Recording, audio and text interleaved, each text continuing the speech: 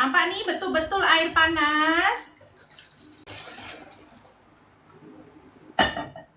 Tambahkan cuka dan garam. Tolong tengok betul-betul. Ini cara nak jadikan bawang putih ala cantik Van Empel.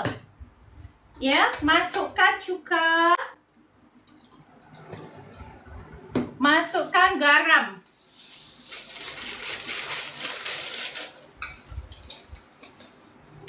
Dan bawang putih yang kita dah basuh bersih ni. Diamkan selama 1 minit sahaja. Okey, 1 minit sahaja cukup. Ini rahsia kita punya bawang putih jadi rangup dan coklat dia jadi cantik. Hasil macam ni. Ini stok cantik punya 6 bulan lepas.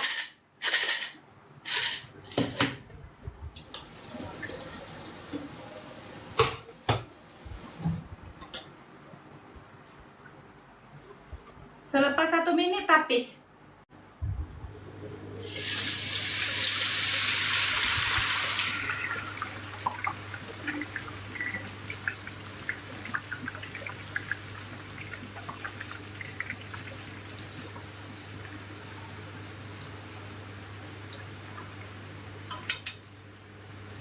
Mana yang suka makan bawang goreng tapi tak suka bawang tu yang bertepung, ikut cara cantik ni. Tak perlu letak tisu ni. Ni yang cantik tapis ni. Lepas tapis boleh terus goreng, Kak. Tak ada pun cantik tapis dengan tisu, Kak. Ya? Tak perlu.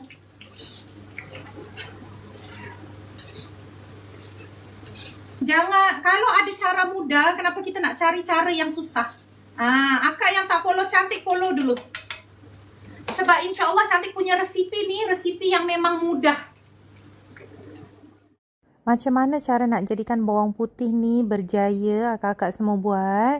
Untuk rendaman air panas tu, akak campurkan dengan 2 sudu besar cuka dan 2 sudu besar garam. Diamkan selama 1 minit, lepas tu tapis. Lepas tapis tu kita boleh terus goreng, tak perlu bilas. Nanti akak-akak akan dapatkan hasil macam cantik lah.